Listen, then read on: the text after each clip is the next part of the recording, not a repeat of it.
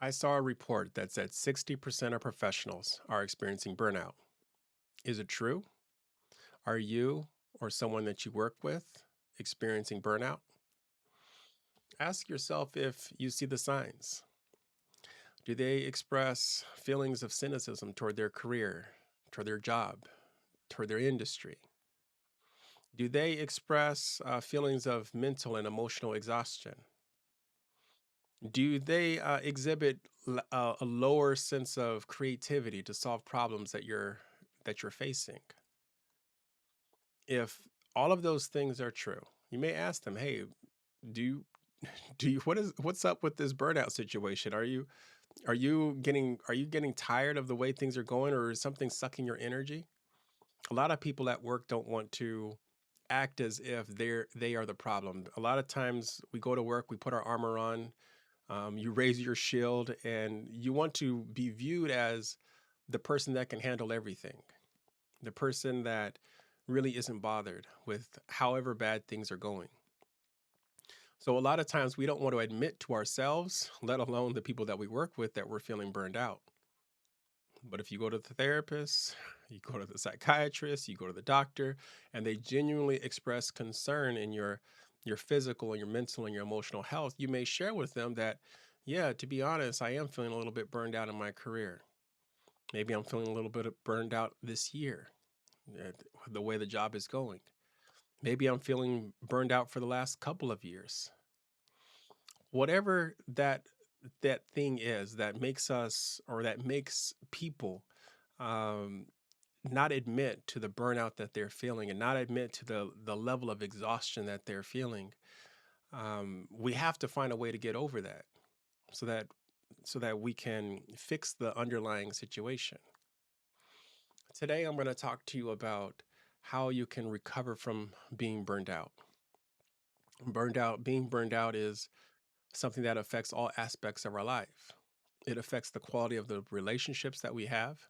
A lot of times I talk a lot about love and how important it is to have love in your heart, and love with the people around you. But that type of love gets stifled when we're feeling burned out, especially if we're burned out in our career.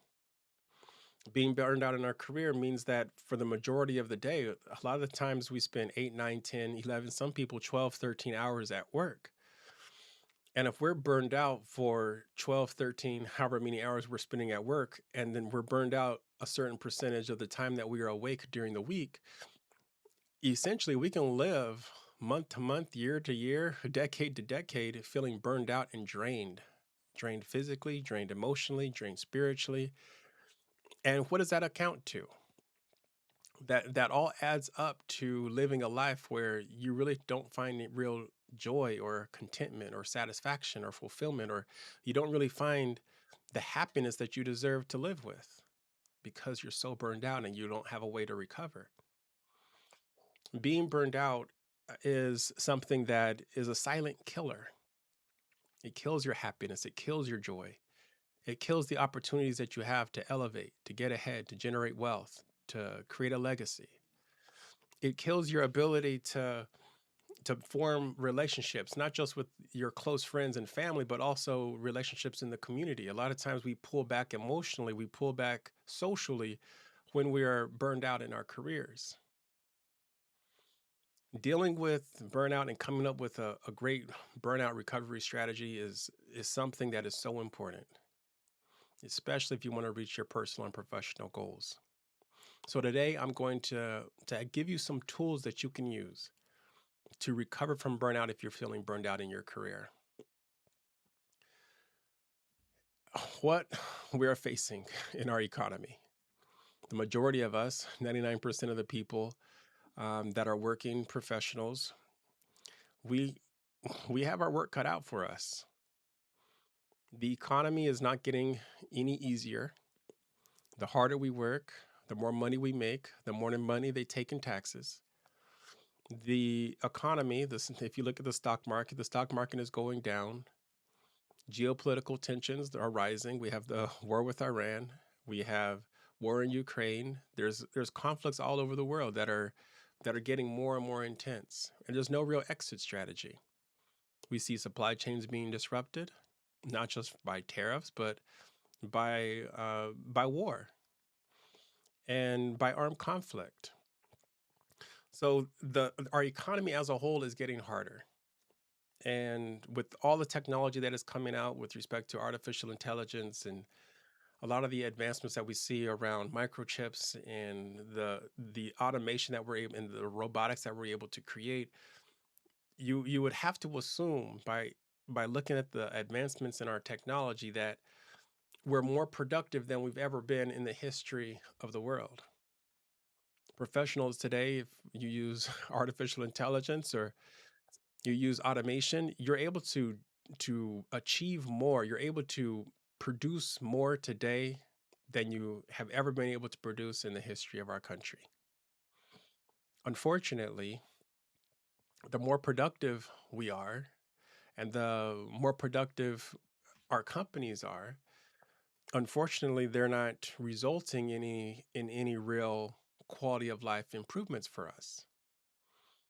And so, when you think about all the things that you want to do in your life with respect to raising a family and taking care of your children and providing a better quality of life for your children than you had, with respect to all of the things that you will need to purchase in order to live your version of the American dream, the amount of money that we need to earn continues to go up and up and up by generation and generation. And we're quickly learning that in our economy, in the capitalist economy that we have, we're learning that it's not set up for working class people, which 99% of us are working class. It's not set up for working class people to succeed. It's becoming clearer that we have to continue to work. Even if you talk to a millionaire who is working his 9 to 5, if you talk to someone who has multi millions of dollars of assets and you speak to them, you'll hear about the cars that they're purchasing, the houses that they're purchasing. You'll hear about the cost of the college. You'll hear about all of these expenses that they have, and the healthcare and all. You'll hear about all those expenses, and you'll realize very quickly that they cannot stop working because so many things are so expensive. Even for the top tier people who are able to afford the nicest things, those nice things are so expensive. They cannot stop working. So where does that put the rest of the people? Where does that put the rest of us who are not making millions and billions of dollars over the course of our lifetime? And we're expected to provide a better quality of life for our children. Essentially, that means that as young adults, as students, as young professionals, as senior professionals, as retirees, we have to continue working all of our lives just so that we can provide a better quality of life for our children. And all of us are feeling it. There's a lot of people who say, yeah, get over it. There's so many people that are working across our country in small towns and big cities, and all of us are dealing with the same thing. Yes, that's correct. All of us are dealing with the same thing. But that does not mean it doesn't burn us out. That doesn't mean that something shouldn't change.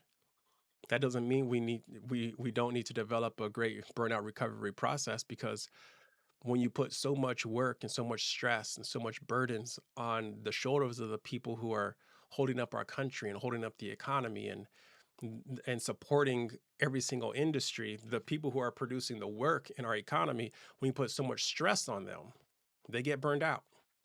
It's a natural flow of things. The human body, the human mind, the human spirit, the human heart has its limits. And unless something supernatural and something miraculous happens within the human body, those limits get reached and then you get burnout.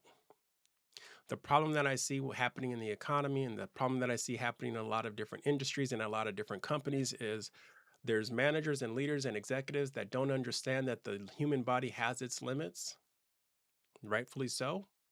And sometimes we get burned out. And because we get burned out, we need to have a great burnout recovery strategy. We need to have a great process. Without that process, you can run your best workers, your most creative, your most intelligent, you can run those people to the ground. And when you run them to the ground, you eventually lay them off because they get burned out. They eventually stop volunteering for projects. The people who work the hardest at your company are also the ones that are assigned the hardest tasks. And when you succeed at a particular task and the task is very difficult, guess what? The next difficult task, you're asked to call in and do that task. And so the people who are the most capable people often get burned out the fastest. The people who care the most, the people who have the most passion about the industry, the people who care the most about your company and who are willing to work night and day for things to do to be right, the people who are willing to give their last bit of energy so that your clients can receive the services that they paid for. The people who are willing to sacrifice time with their family so that your company can succeed. Those people get burned out the fastest. If you see a professional or if you're one of those professionals that is feeling burned out, it's because you care. The people who don't care don't get burned out because they're not willing to put forth any additional energy to put them in a place where they could get burned out. So the people who don't try or they don't really care, they don't need a burnout recovery strategy. That this is not for you. This is for the people who care, the people who are passionate, the people who are industrious, the people who solve problems. This is for the people out there who genuinely care about the mission that they are doing here on this earth, their contribution to society. This is for the people who actually care about building a strong industry. This is for the people who actually care about creating profits that exceed expectations without having to cut costs in a manner that is inconsistent with growth. This is for the people out there who do right by their clients every single day of the week, regardless of whether or not they have to sacrifice time with their family. This is for you because you are the perfect person. You are the perfect audience for this talk because you're the person that gets burned out the fastest. And when you get burned out, it's like the first cut is the deepest. The first cut is the deepest. When you get burned out, the burnout that you feel is epic. The burnout that you feel is profound. It is extraordinary because you've given so much to your organization. You've given so much to your team. You've given so much to the clients. You've given so much to the industry. You've poured and poured and poured until you had nothing else left. So it's important for you, if you don't want to go crazy, to make sure that you have a burnout recovery strategy. The first part of recovering from a burnout involves tapping into the thing that you love. You have to examine your life and really take a look at your closest relationships and the things that you like to do as a hobby, the things that bring you joy.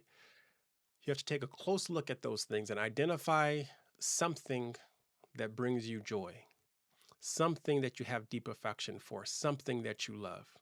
It could be a person, it could be a place, it could be a thing. But the thing that brings you joy, the thing that you love, that you must identify first if you want to recover from burnout, that thing must be something that is so significant to you that just the thought of it makes you smile. The thought of it brings you peace. Just the thought of it brings you joy. Identify that thing that you love. Don't skip that step. When you identify the thing that you love, you'll know you've identified it correctly when it brings you inspiration. It stimulates your creativity. It sharpens your intelligence. It sharpens your focus. That thing that brings you joy should give you that warm feeling in your body, that peace in your spirit. It should give you some calmness and clarity in your mind. Identify that thing in your life that brings you love. And write it down, take a note of it so that you don't forget it. Sometimes when things are crazy, it's easy to forget what we love. Hold on to that piece of paper, hold on to that wherever you documented it, but write down the thing that you love. You need to hide it in your heart. That thing that you love is going to be used so that when you're not feeling like doing the things that you need to do in order to achieve, when you're feeling burned out, that thing that you love will give you the motivation that you need to do what is necessary to recover from the burnout. The second step of recovering from a burnout, after you identify the thing that you love, the second step is to identify the things that you are doing well and the things that you're not doing so well. Now, what do I mean by that? Identify the things that you are doing at a very high level, so you're achieving excellence and you're doing it efficiently. And then identify the things that you're working on, but you're not achieving the same level of excellence and you're not doing it as efficiently. Those are two different pots of things. Those are two different lists that I want you to manage. How many do you need? You need at least three. Identify three things that you're doing with excellence and efficiently, and identify three things that you're not doing so well and you're not doing efficiently. This is very important because a lot of times when we're feeling burned out, we run out of time. And so we start managing our life like we have a balance of time. And it essentially becomes this time management exercise where we have no real space to rest. Those three things that you're not doing so well, it's important for you to take some time out of your day. It could be 10 minutes, it could be 15, it could be 30, it could even be an hour. But take some time out of your day this week to identify new ways to do those things that you're doing inefficiently.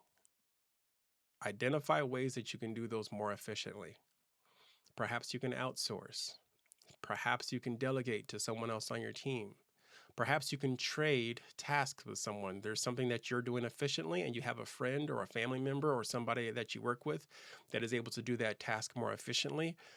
Start building those skills that allow you to delegate or allow you to trade, allow you to create a working relationship with someone where you can better manage your life, you can better manage your workload at work more efficiently so that you can focus on the things that you're excellent at and that you can do efficiently, and then you can outsource those things that you're not as efficient at doing.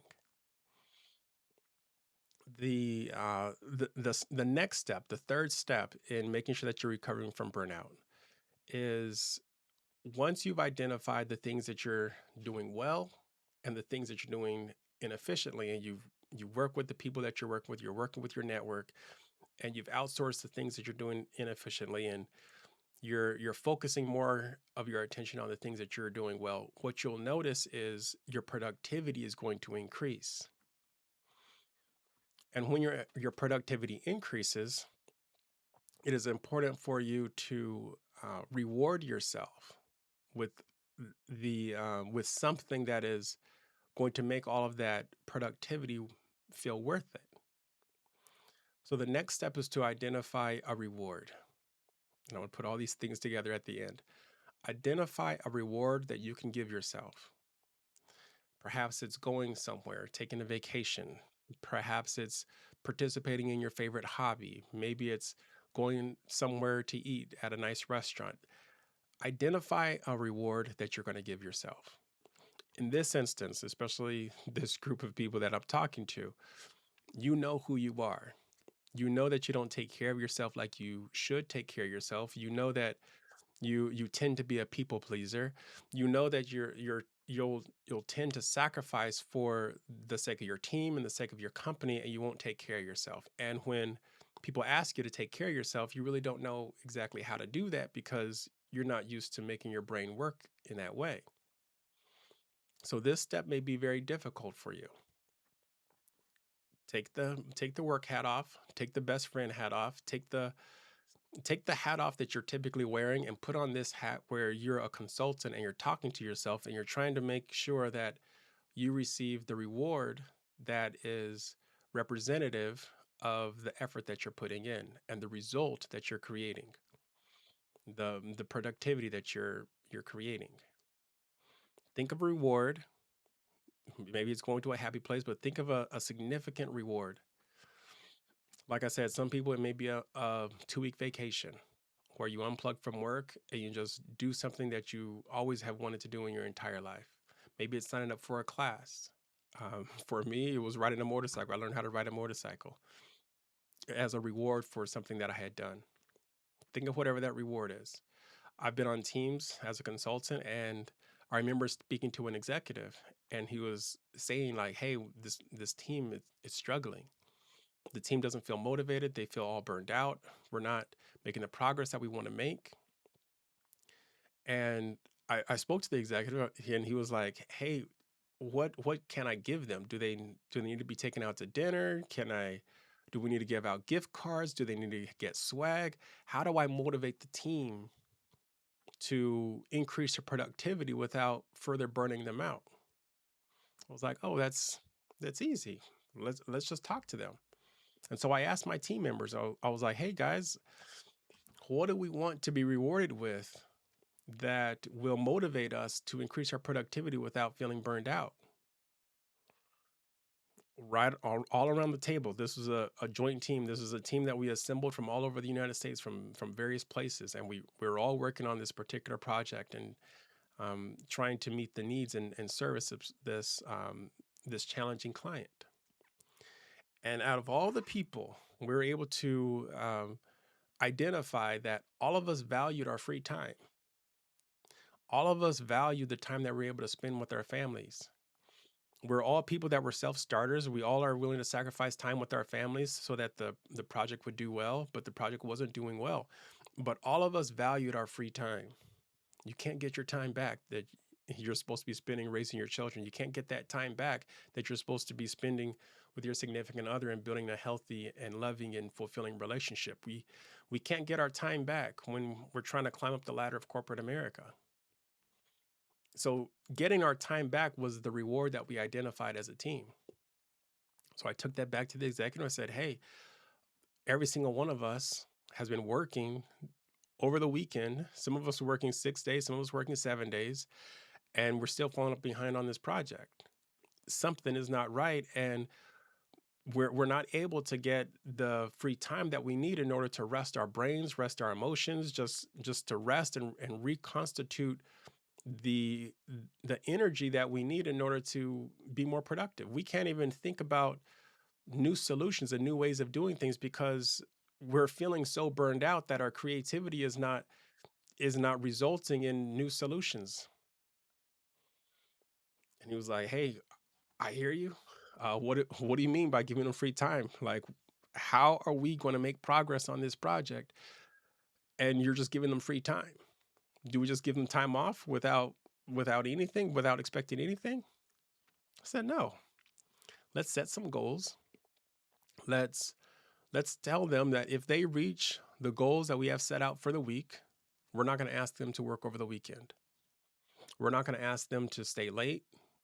If they reach the goals that we set out for them, let's let's just give them that time, that weekend, the time after work. Let's give it all to them." And the team agreed.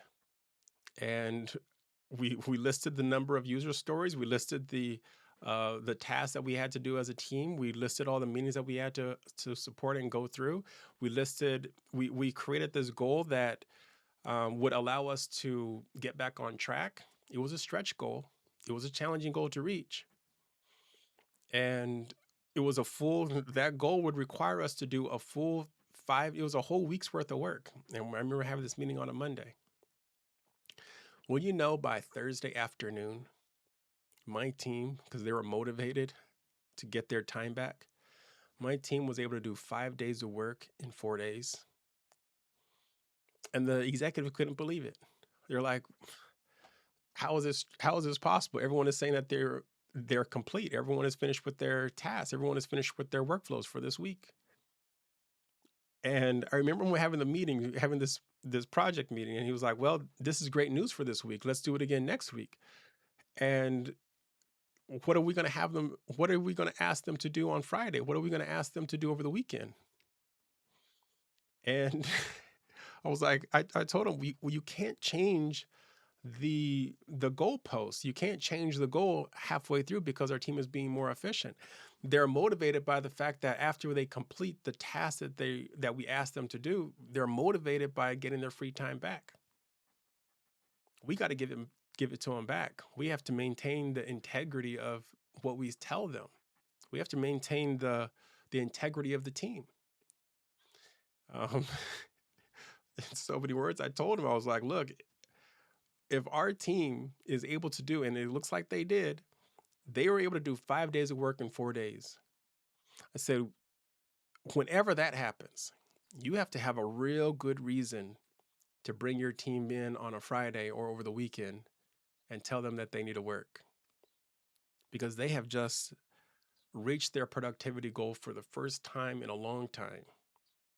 They figured it out and now they want their free time. Long story short, our team got our free time and the project was able to recover from being burned out. They came back to work on Monday morning. Everyone had the whole weekend off and even part of Friday off to rest and spend time with their family and do all the things that they need to do without the stress of having to work overtime and having to put in extra hours over the weekend. And that Monday, everyone was fresh. Everyone was in high spirits. They were looking forward to the next stretch goal. I believe that is the reason why the project was able to turn around. I know that there are people out there right now who are getting bogged down so much. They're getting bogged down in the rigmarole of it all, I call it. It's like you're going to meetings, you're doing back-to-back meetings, you're sending emails, and if you think about the productivity that you're doing, if you think about the bottom line of, okay, what is the critical path that has to be completed?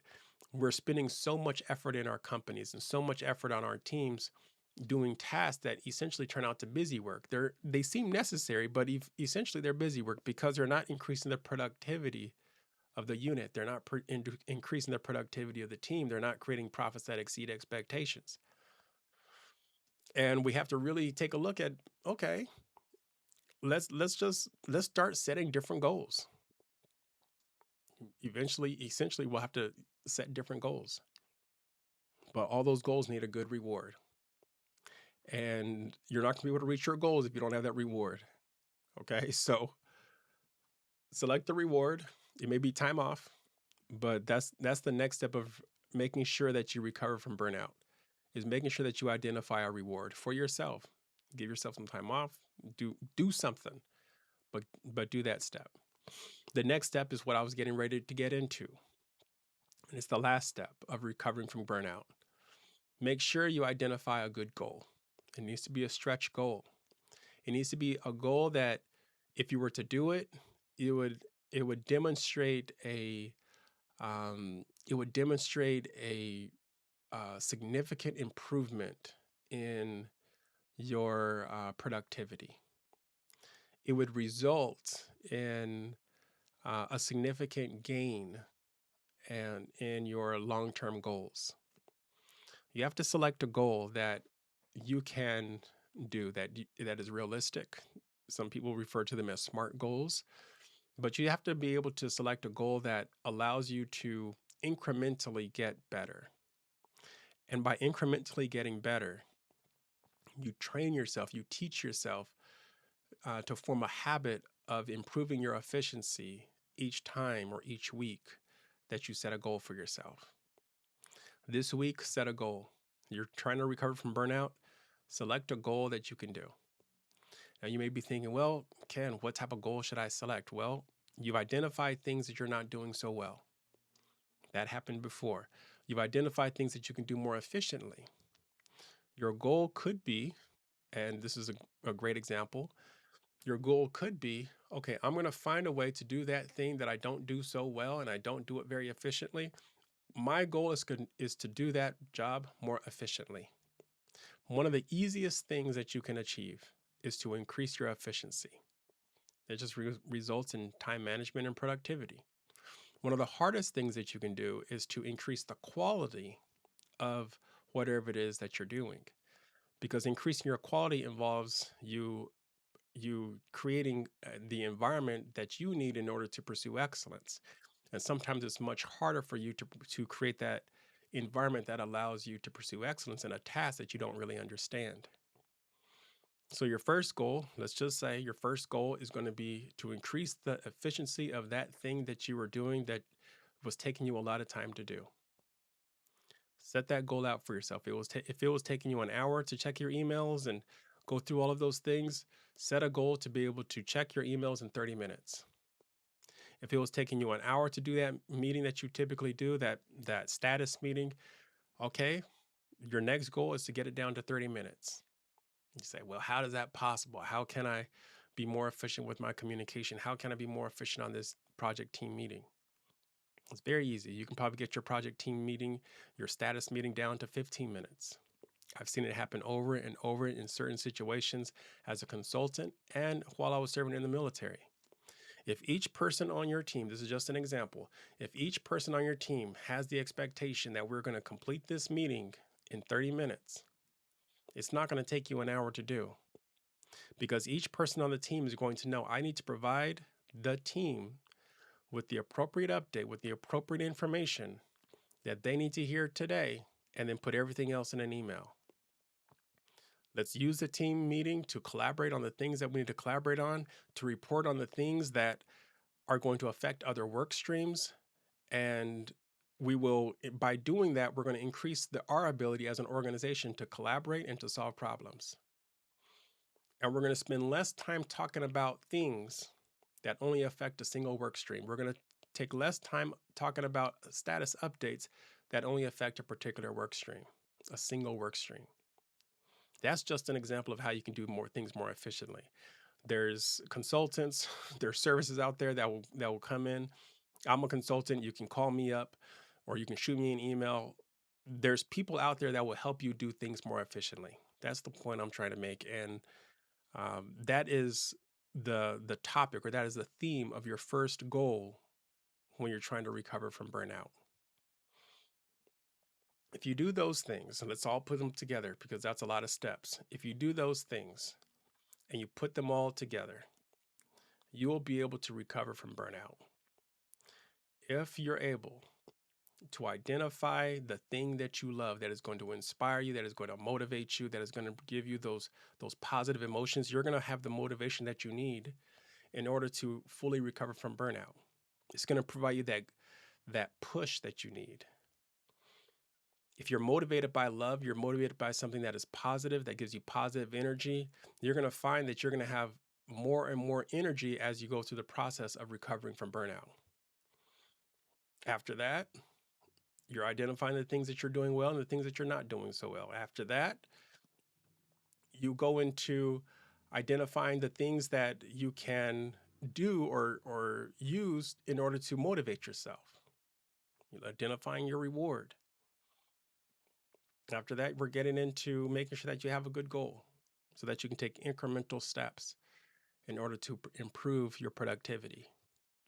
If you follow all of those steps, not only are you going to be able to recover from burnout by increasing your productivity, but you'll also experience more joy, more happiness, more fulfillment, more contentment in your life.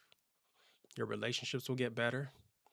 You'll be able to get ahead, generate wealth, and create a legacy. You'll be able to have richer relationships with the people in your community. You'll find that you'll have more time to do the things that really bring you joy. All because you found a way to recover from burnout. You're not meant to live your entire life feeling like you're struggling. And I'm here to help you with that. There's some people who will say, thank you so much for the information. I appreciate you talking about love. I appreciate you talking about how we can recover from burnout. I appreciate how you were able to explain how businesses and teams can also recover from burnout. I appreciate you talking about the benefits. I understand the benefits, but I have a problem because I don't have anyone to actually do it. Everyone that I'm working with, there's people who will tell me everyone that I'm working with is burned out and no one has the energy, no one has the passion, no one has the vision, no one wants to do anything about it. I'm here to help with that. You can call me and I'll help. I'll provide you and your team the tools that you need in order to recover from burnout. We'll go through the entire process, identifying things that the team loves. We'll identify the things that the team is doing well and the things the team is not doing so well. We'll also identify the things that are going to motivate the team, the reward that the team needs. Maybe it's time off. Maybe it's going out to eat. Maybe it's a vacation. Maybe it's a company event or a different conference across the country. Maybe it's a symposium.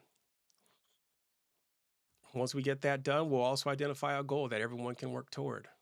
That goal that will allow you to create profits that exceed expectations. That goal that will allow you to reach your personal and professional goals. I'm here to help with that. You're for a small fee, obviously. For a small fee, I will help you recover from burnout.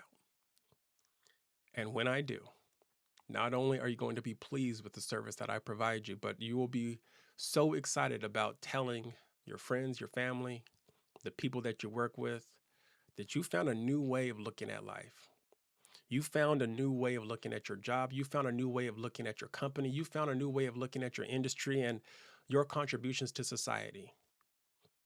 You'll be able to tell them that not only did you find something that you love, and now that you're embracing that love, you have a new invigorated view on life, but you also tell them that you feel stronger.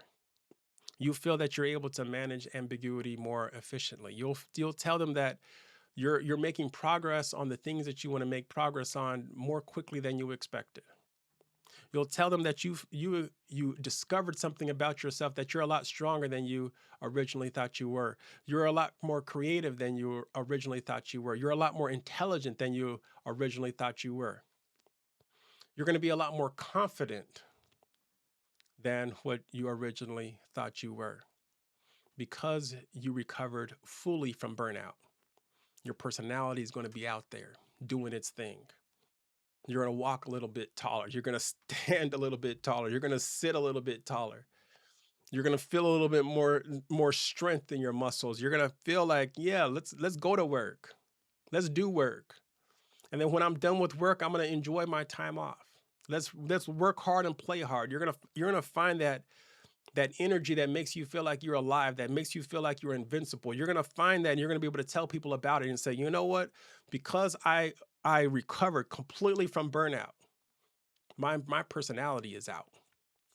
Recover from burnout, and your personality will come out. Your creativity will come out. Your passion will come out. Your success will come out if you recover from burnout. That's my message for you today. I hope you enjoyed it. I look forward to talking to you in the next video. Bye.